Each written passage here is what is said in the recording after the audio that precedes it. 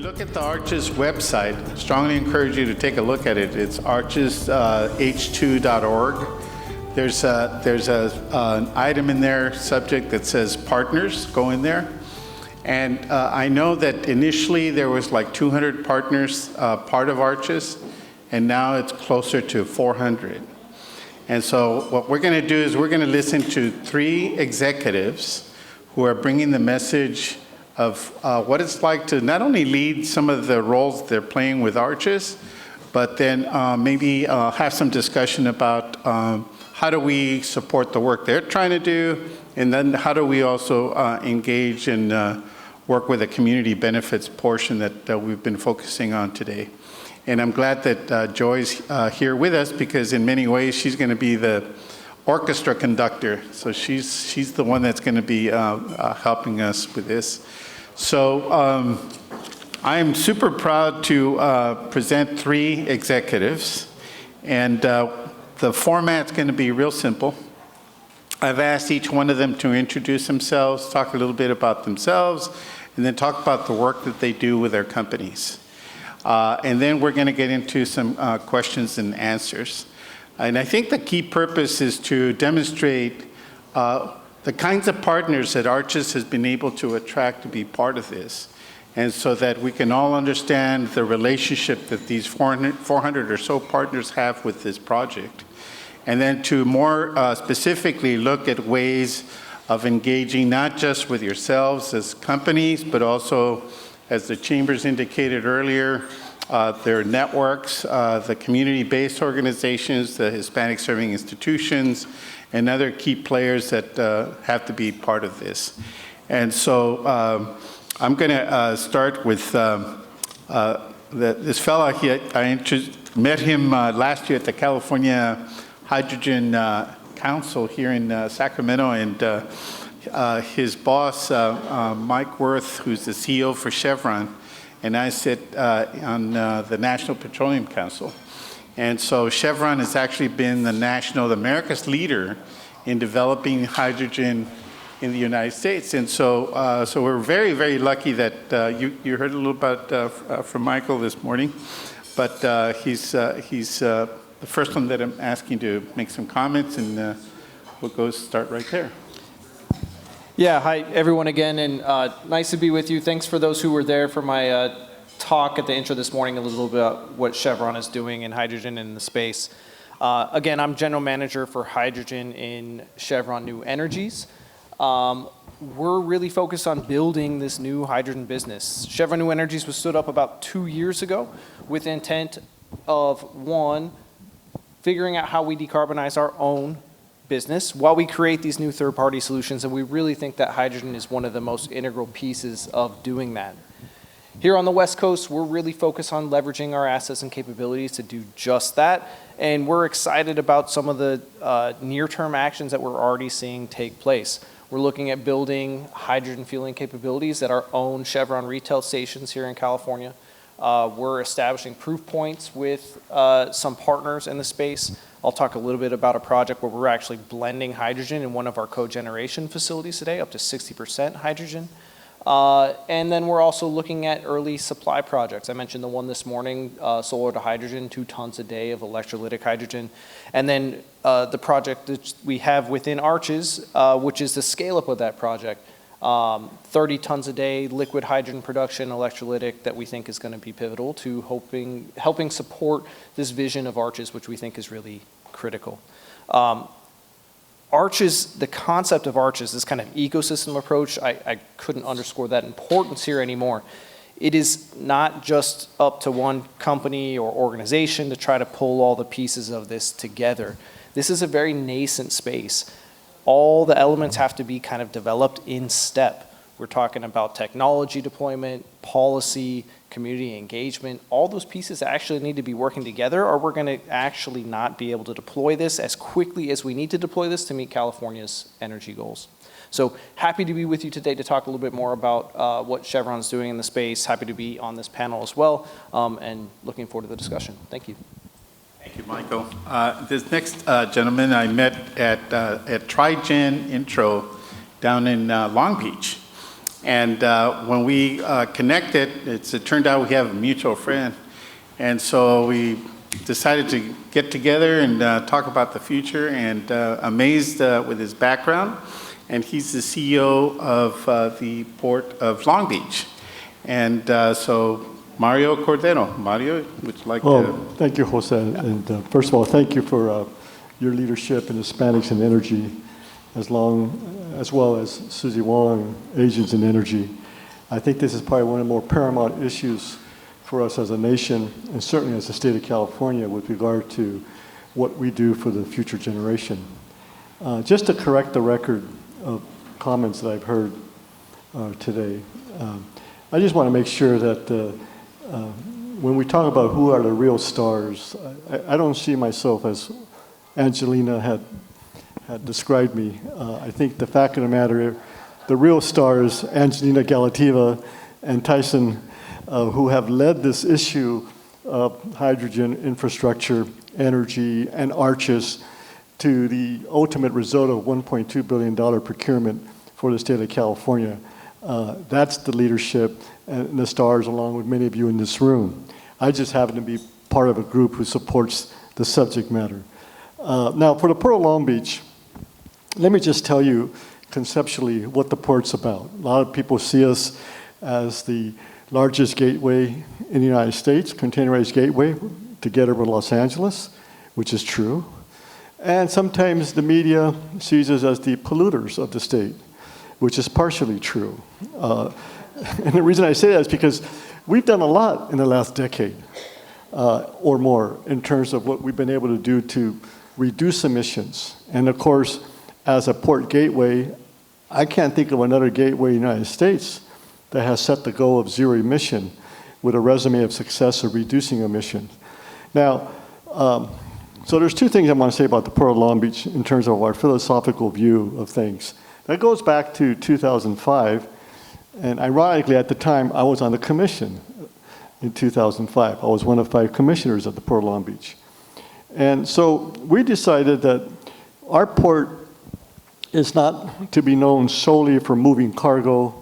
And of course, in speeches that I've made, even in this position as CEO, I referenced that TEU volume, container volume, is not the most important metric for the Port of Long Beach. Of course, it's a good metric for us to look at, given that's 2/3 of our revenue. But as important is how do you move the cargo? That's important for the Port of Long Beach. And by that I mean moving the cargo in a way that reduces impacts to neighborhoods and communities.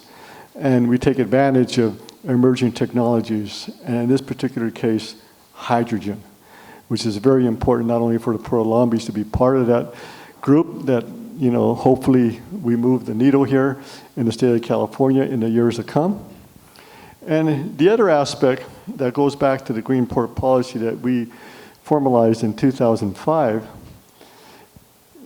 Now go back to 2005, those of you who may remember what that environmental movement was back then.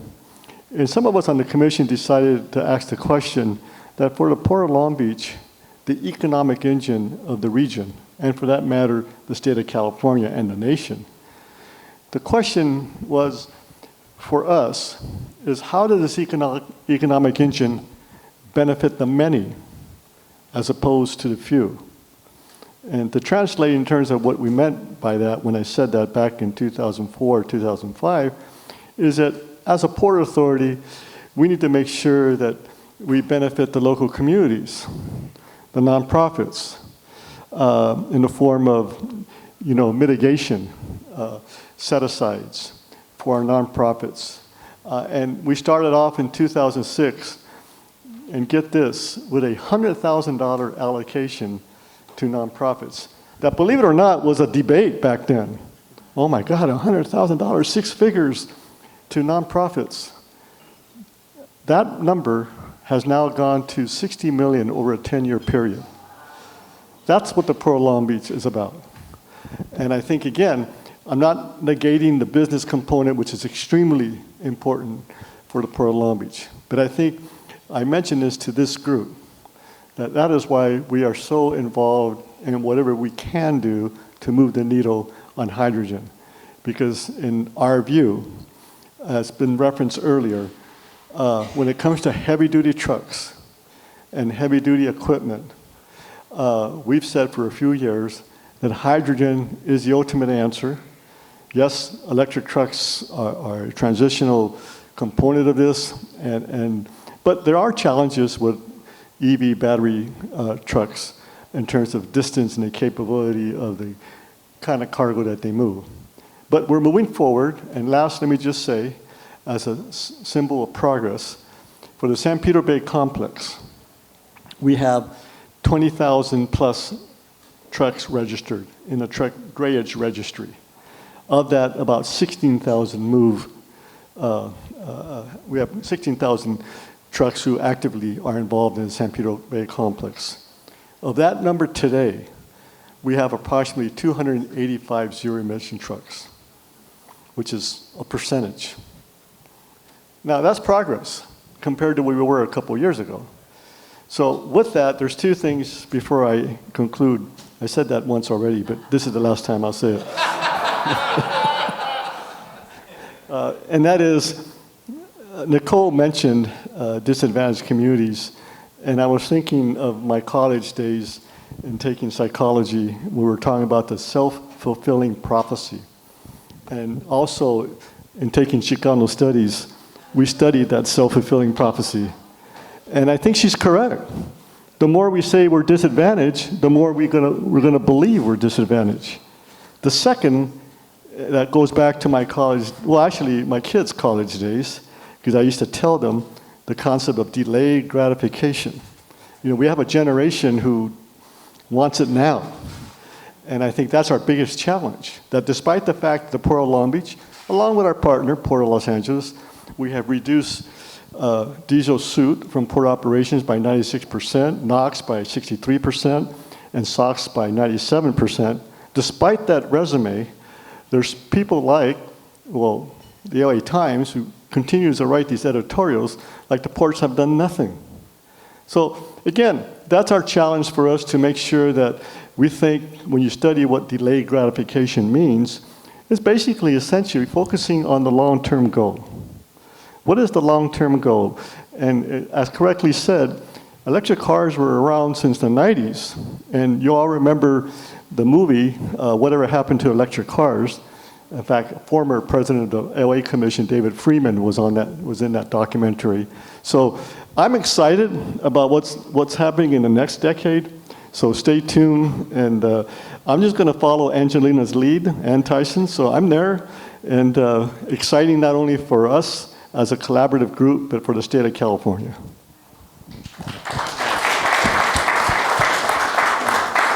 Excellent. We always have to think of our rural municipal communities. And so Randy Howard represents the Northern California Power Association. So I would imagine there's mostly munis and co-ops. And so you can tell us a little bit about that and introduce yourself. Yeah, they are. As stated, my name's Randy Howard. I'm going to cheat a little bit because I brought a few slides because I really wanted to show you all the project. I'm the general manager. We have 16 members. We're municipal utilities throughout Northern California, interspersed within the PG&E service territory. We also support 3 of the larger community choice aggregators with procurement as well as scheduling of their energy.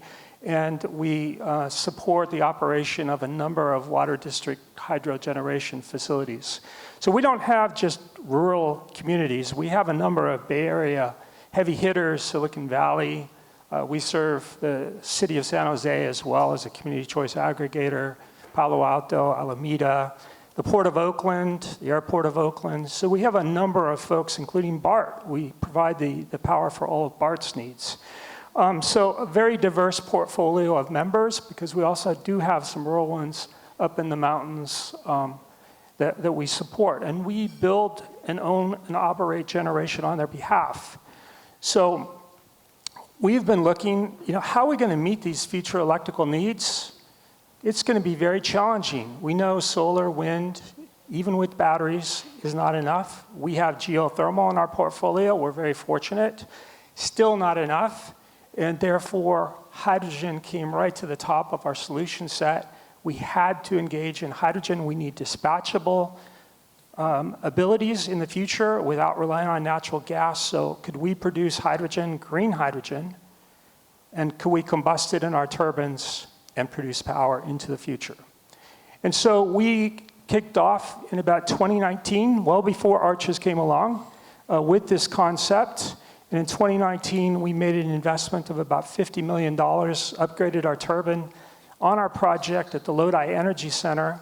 So it's 45% capable of hydrogen combustion today. So 45% today. We're kind of that north end of the Central Valley. And so we really are very concerned about the emissions profile of the Central Valley and the communities there. We do serve the city of Lodi.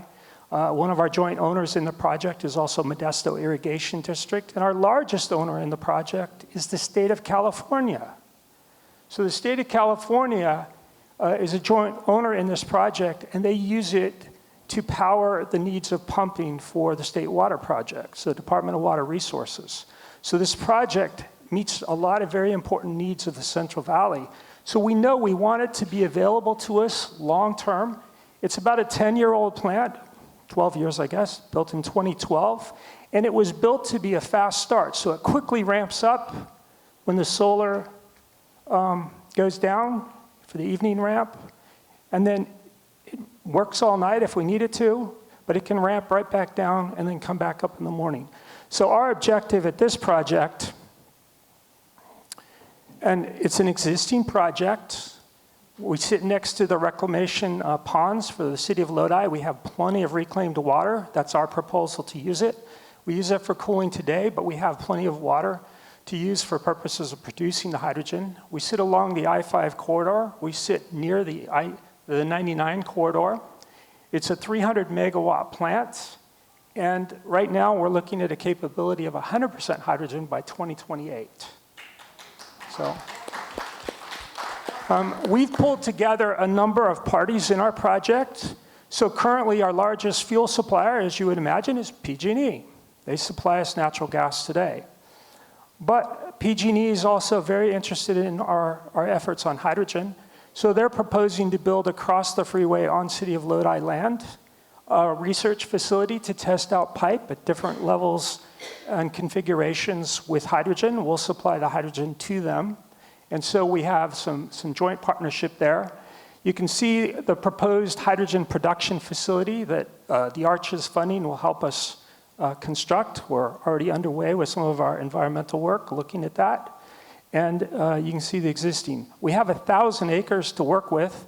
So we have a lot of additional land as we could grow incrementally. We'll do our storage on site as well as the production. The uniqueness of this project too is we have large transmission already connected to it. If you know anything about putting in electrolyzers and using electricity, you need a lot of electricity.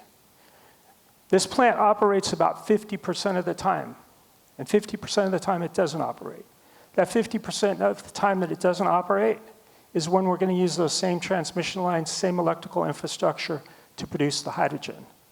So very unique opportunity to do a variable. Instead of producing hydrogen around the clock, we'll produce it. We've also made commitments in this project to support, as you can see, the I-5 corridor. We're going to support the production of hydrogen for purposes of the transportation sector. This shows you a little bit more of the electrolyzer fields that are going to be put in there. And a rendition of them, as well as some of the trucks that will come in. They'll load up the green hydrogen. They'll take it off-site for the transportation sector. We also, as I mentioned, the Port of Oakland, they're going to be one of our larger off-takers of the hydrogen to use for port facilities. So they'll use it for their port transportation needs down at the Port of Oakland. And you can, again, see our business will not be retail hydrogen, but it will be to provide hydrogen to those parties that want to do the retail component. And we're fortunate because we have a lot of excess renewables in our portfolio already. This year's been a record year to curtail those. I would rather use it to produce the hydrogen, to use for transportation in other sectors, than having to shut it off. And I can tell you, this year we've had to shut off a lot. And we see that going into the future for us. So our abilities will be to take that, dispatch it to this facility, produce the hydrogen, and use it for good purposes. This shows kind of the partnerships that we have. IBW 1245 is a very strong partner in our project. They help operate it today, and we're going to operate it in the future. Our technology partner is Siemens, and they're helping lead that effort to get us to 100% at the facility. And this just shows the joint owners. As you can see, a very diverse group of communities throughout Northern California, including the state, and they've all come together and said, this is what we're going to do. Today's themes have been about community benefits, and so the major theme on workforce. If you can, and thank you for listening to the presentations and the discussion, but if you can tell us from your organization's perspective, what are you anticipating, like in terms of opportunities and then engaging some of the communities that were discussed today? And if you can tell us what the future might hold for that aspect of it, and that's on the workforce. Yeah, happy to start there. So Chevron's belief here is that we succeed when the communities in which we operate also succeed. And that involves the community in terms of the people who live around there, but also then the people who work there. The one advantage that Chevron has in this space versus a startup or whoever else is for the projects that we're talking about, those are projects that are within our existing operations. And so we have long-standing, decades-long relationships with many of those communities and the workforce that's supporting that. And in many of those same cases, we're looking to leverage those long-standing relationships to help us in these new energy spaces. Building an electrolyzer project, a hydrogen production project, requires many of the same things that we require in any other project we're building. We need concrete to be poured. We need pipes to be welded together. We need electricians to do the work to pull them in. So what we're talking about isn't necessarily just hydrogen specific. The goal here, as motivated by Arches and others, is to do this quickly and to do this together. And we're going to need a lot more there, but we're hoping that the long established track record that we have with the workforce in the communities that we are already doing business in is something that we can leverage and do more of as we're looking to build these hydrogen production projects as an example. Mari? Well, I think one of the, in my view, stellar aspects to our resume at the Port of Long Beach is, in fact, community benefits. This goes back to 2005 when we moved forward at the time, the cutting-edge environmental policy for a port, which was the Green Port Policy, formalized in January of 2005. It was a 5-point plan of action, and one of them was community engagement. And that plan of action led to, as I referenced in 2006, we moved forward $100,000 dedicated to mitigation, air emission mitigation projects like weather stripping at the schools that were adjoining the 710 corridor and so forth. So, and today, of course, the magnitude of that is much more. But I think, again, keep in mind that we are a port authority. That's a public agency, essentially. We're a department of the city of Long Beach. So I think the obligation on our part with regard to community benefits was at a higher level, given that we are in the public sector. And so I think that was the big difference in terms of the Port of Long Beach back then and continues to be today in the amount that we give back to the community. Last, let me say that the other aspect that we are working very hard at, has been referenced to earlier today, is workforce development. So together with the Port of Los Angeles, we are moving forward to have the Workforce Training Center, the first of its kind of any port gateway in the United States. So that's moving along. The port's received $110 million from the Newsom administration as seed money. Well, actually, it's more than just seed money for construction, because construction was estimated to be around 150. But, you know, given how long this is taking, sometimes it's going to be more than 150 million. But in that regard, we have a commitment by the state of California of 110 million. And the third and last thing is what we do with education. what are the community benefits to our education institutions and more specifically students. So, and that reference has been made to STEMs. I think we have a very good relationship with the Long Beach Unified School District. We have 2 academies that we support in the district, Long Beach Unified, one at Cabrillo High School, which is the Academy Logistics program. My staff recommended that we extend the program back. This was back in 2018, and I said no. So they were surprised. Why would you say no? I said, well, because I don't want to extend that particular program. We're going to continue to support it. But we got to think, how are we going to do a better serve the next generation in terms of education? And there the answer is STEMs. So then we now partner with Jordan High School at Long Beach Unified School District, specifically focusing to engineering careers, making inner city kids aware and the importance of the jobs of the future. And, you know, which is something that's going to be challenging, but again, it is what it is in terms of what we're looking to in the future. I think when you talk about technology, the #1 discussion right now across the nation is generative AI. So workforce development is not only a skill set that we need to prepare for hydrogen specifically and other aspects, but also, of course, the engineers of the future, given the level of technology that we're going to be seeing in this country. Yep. So we're a governmental body as well, and all of our joint owners in the project are governmental entities. So we already have, as you would imagine, a very substantial commitment to community engagement, and many of that through just the city councils and the various activities of each of the cities. So our project is looking at how we're going to approach the community benefits. One, there's a regional approach around and near the project that we're working through.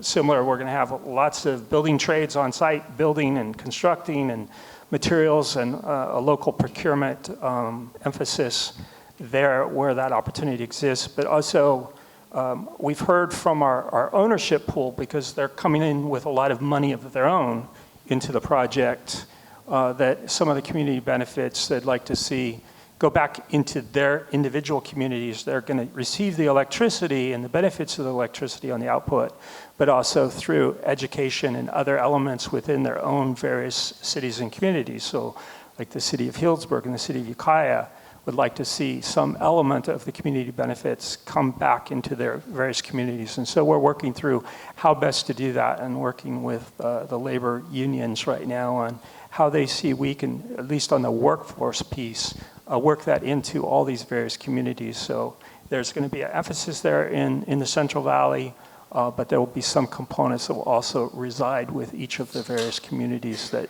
are joint owners in the project. Excellent. In that spectrum, is there something where you have identified as an extra challenge that perhaps some of the folks that are in the audience might be able to provide some solutions or some ways of mitigating some of the challenges that you perceive around workforce? For our particular project, we haven't really identified significant workforce challenges outside of construction. Labor is very tight, and so really engaging in more of those building trades are our immediate needs, and will be for probably the first 3 or 4 years, as it will take as we continue to build out the development there.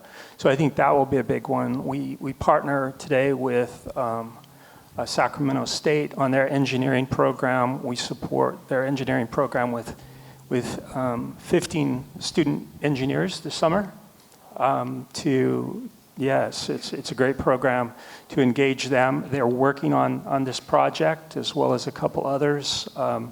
So I don't see big challenges. It's just a lot of work needs to be done. How about with our ports? I think the challenge, and it's a welcome challenge, is the commercial availability of the zero emission equipment, specifically here hydrogen. It's a very costly proposition. You know, in preparing for this panel discussion, I pulled out a study or an article I read back in 2020 that was issued by a think tank. And at the time, the writer referenced that by 2025, the goal is to get to $6 a kilogram. I'm thinking, okay, here we are, 2024, and we're far from that. You know, obviously, the ultimate goal within the Arches group that we talked about is $5 to be competitive towards the end of the decade. So the commercial availability is the challenge in terms of what we do to make this not only cost-effective but affordable for the industry. Now, the good news is, just about 3 years ago, I was visiting UPS, and they were exhibiting their hydrogen fuel truck. And, you know, if you asked me back in 2017 when I took this job, will we be making this kind of progress on hydrogen? Because I spoke about it back then. I probably would say, nah, I probably see this around 2030, 2031. So putting that in perspective, we're making a lot of progress. So that $900,000 truck that UPS exhibited back in 2021, that truck now is estimated, I hear, trucking companies are able to buy it at somewhere 600,000 plus.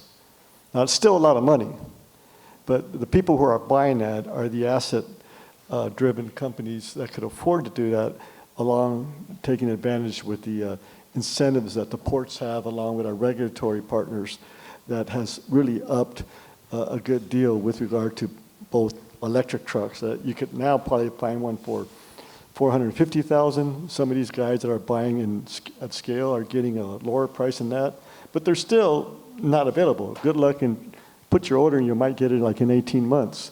So the price is starting to come down somewhat. So I'm very excited about 2027, year 2027, because back when the two commissions met on March 9, 2020, that is the Port of LA and the Port of Long Beach commissioners, to act on the clean truck rate, which was $10 a TEU. Many people with their enthusiastic advocacy, including some of our people on our regulatory commissions, were there saying, the trucks are coming, they're here next year. And I knew this was, Tesla said in 2021, we got the truck, and I'm still waiting. It is coming out, I think Frito-Lay has the Tesla trucks in play now. But the point I'm making is the progress has been challenging, but not surprising. So I said back then that 2027 would be the year that we'd really move the needle on zero-emission trucks. And I think we're on track to do that. Thank you. Mike? Yeah, back to the discussion on labor. I agree. I think we do expect that labor to execute what is intended to be executed for Arches is going to be tight. I think we can appreciate that. I think this is, then going back to one of the previous panels, the importance of the building trades and helping coordinate and prepare the labor force is going to be really important. We've been in discussions with the building trades. I think Arches has helped initiate a bit of this as well, and just showing some of the power there. It's table stakes that if you're doing one of these projects, you'll need to have a labor agreement to get these things done. And that is extended beyond just what we have within Arches. I think we're in discussions now with the building trades on, do we need to create a statewide labor agreement that will cover anything within the new energy space? Because that is going to be the right thing to do to be able to actually execute what we know is going to be needed here in the state. Very good. So the other major topic has been hit today is on supplier diversity with the Hispanic chambers, Asian chambers, Black chambers, and so forth. Can you give us a sense for the business opportunities that you see in the horizon under Arches and under hydrogen in general? And if you don't mind, Michael, we'll go ahead and start with you. Yeah, certainly. I mean, this can be boiled down. It's not necessarily just a matter of what hydrogen can do. I think when you're talking about investment of the scale that we're talking about here, $1.2 billion of funding from the federal agencies to come in and be able to support this, not to mention that the indirect investment from companies like Chevron and others to be able to do this, you're talking a massive amount of investment that is going to be, we'll say, have domino effects for all these other suppliers and businesses that will be able to support these opportunities. So of course we've got direct impacts from construction. I think Arches in total estimates over 200,000 jobs just to get going on some of these things. So this is a big deal. This is a lot of money that's going to be having to come in to get this work done. And that will have essentially these knock-on effects for all the other associated supporting jobs that will have to support the workforce, the supply chains to be able to develop that. Our view is that for our projects, the supply chains, the suppliers, the workforce should represent the communities in which we work in. And that's going to be a strategic advantage for us and able to get these projects complete. So we're looking forward to it. It's a big deal. This is a lot of money to do what we need to do here. The scale is really immense. I think that's one thing that I'm not sure folks really appreciate when we're talking about what's going to be needed here. If we were to, one of the points we talked about the number of trucks that's just going to and from the ports today. If you've seen, I think it's a little dated at this point, the Fuel Cell Partnerships Hydrogen Truck Vision, it talks about if you were going to be able to convert all the heavy-duty trucks in California, the Class 8 heavy-duty trucks, the distribution capacity needed to be able to do that is an additional 100 gigawatts of distribution capacity. The entire California grid is somewhere around 100 gigawatts today. So we're talking about a doubling of our energy system to be able to support a conversion, and if that's just battery electric charging. So hydrogen's going to play a crucial role here. We're talking big numbers to be able to make this work, and that's going to involve jobs, supply chains, and suppliers across the value chain to get it done. Mario? I just wanted to emphasize, if I could, that as was stated, the amount of investment being made, so ARCHES and the 1.2 billion is a significant amount of money, but for like our project, you know, our members are kicking in probably 5 times what we're receiving related to the ARCHES investment. So it's a very significant amount of money that will be put out there, and that's probably true with most all of the projects currently within ARCHES. So we will see a lot of activity, and we have a lot of needs, and that can come down to, you know, from painters to, you know, food trucks to, I mean, just an enormous amount of effort that's going to take place. So I think it's part of the overall progressive success of the green economy, certainly as put out there by the Biden administration. In 2016, McKinsey issued a report that indicated or predicted that by 2030, we're just 5.5 years away from 2030, but in 2016, they forecasted that 1 in 3 jobs in America, as we know it, as we know those jobs, would be eliminated. And I thought, oh my God, 1 in 3 jobs. On the other hand, what are the jobs that are created? And I think we're starting to see that now in terms of what the green economy has to offer. In terms of, we talked about the hydrogen jobs. You know, another area that the Port of Long Beach joined, and you know, some people are saying, Cordero, you're spreading yourself out too thin here. All these endeavors that you're getting into, the Port of Long Beach, is when? You know, Pure W. Why did we do that? So I think it's part of our DNA at the Port of Long Beach. You know, what is the future?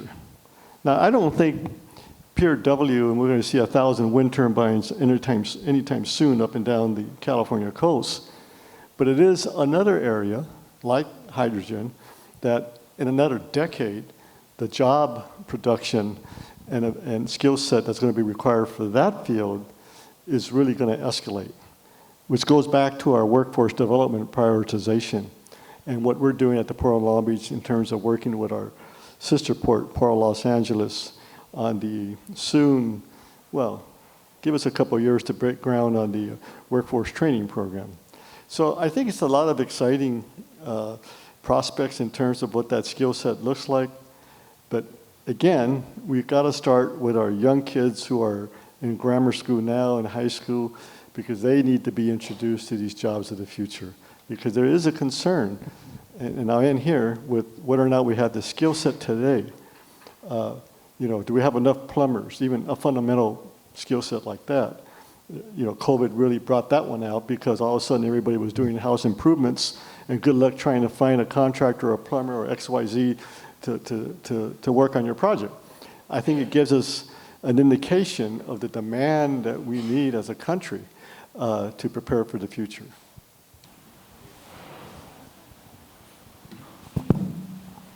Okay, so as I shared before, I'm the PM for hydrogen training program. So, and you mentioned 200 jobs, right? So like what we would need to know, and like Nicole had said, we need the jobs, but what are the entry-level jobs for priority populations, for low income, foster, reentry, because obviously they may not be electricians, it may not be engineers. So it would be great to have those jobs identified and included in the community benefits agreement. That's one point. I think if you have any comment about that, just what are the entry-level jobs? Yeah, so they will come in primarily in the trades as apprentice. You would come in entry level as an apprentice, and we're going to need a lot of apprentices. They do the heavy labor. The journeymen do the lighter labor, I'll say. Yeah, I hope we don't have any. All right. So, yeah. Yes. But there's going to be quite a demand, and the ratios are very high on the apprenticeships in this. And so we expect those will be kicking off in the near future as we start preparing. Right now, we need to build the facilities, but and the funding. But as we start this, that's what we're in discussions with today. Okay. Is building the apprenticeship programs. Okay, good, because some of them are, most of the apprenticeships are in the traditional trades, and so hydrogen is so new that there may be all these jobs that don't have a registered apprenticeship yet, which is my question about creating new apprenticeship programs. So that's just my concern, is that for our training programs, we need to know what jobs to train them for, and it's not plumbing, it's not painting, it's not all the other traditional trades. It's like new, like hydrogen. How do we train them for hydrogen?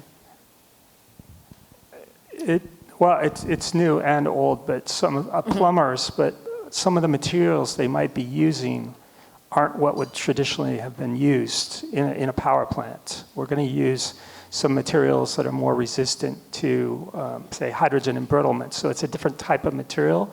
It'll take a different skill set in some of the types of welds and activity that they do.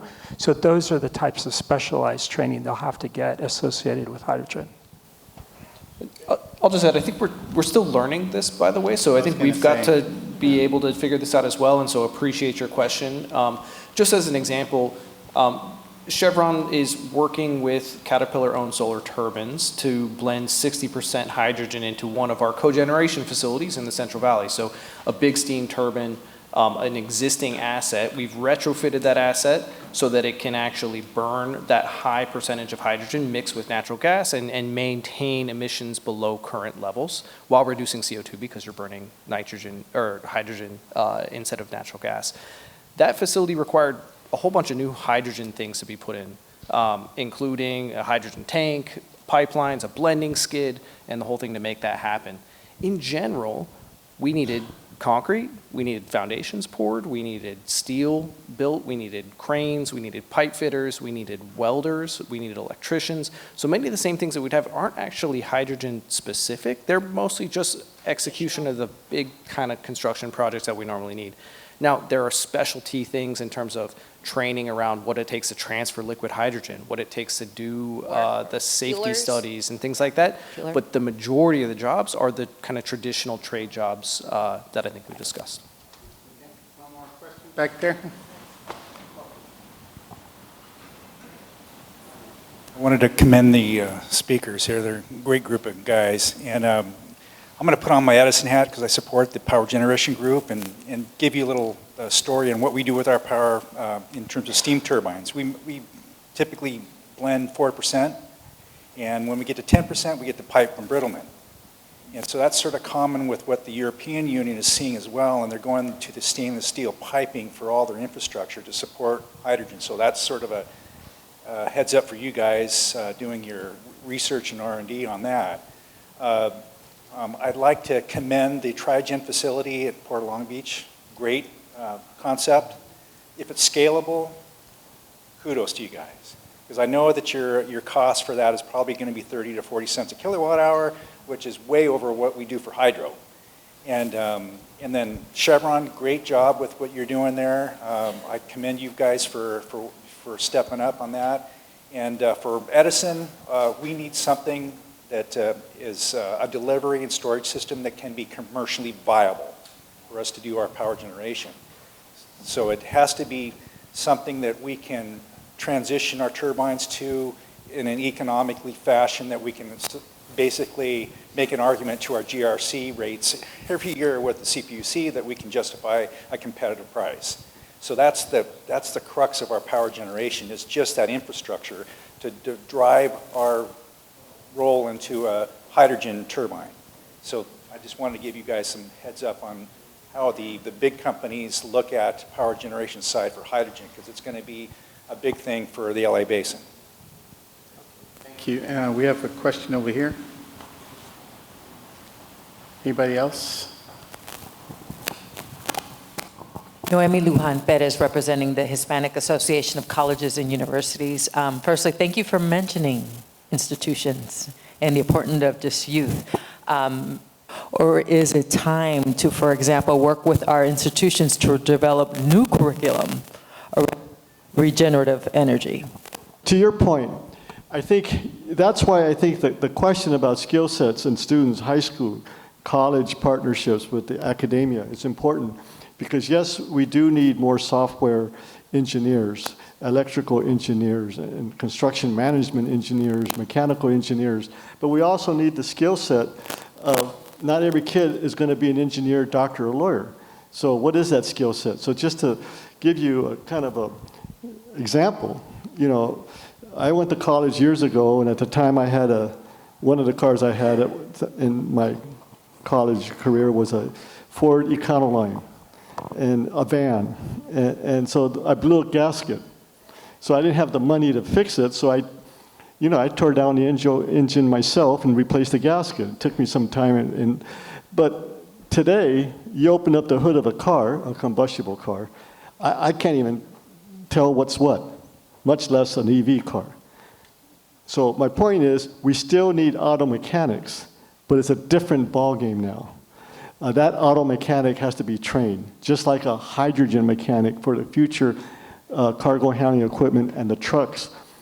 You know, those are the skill sets that we also have to focus, which goes back to apprenticeships, goes back to high school networking in terms of what we do as a port authority or as an industry in preparing the kid or the kids for the next generation of jobs. So I think you're very much on point on that. And I think it's fair to say that many people in the private sector are having those relationships. Certainly for the Port of Long Beach, that's been very important for us.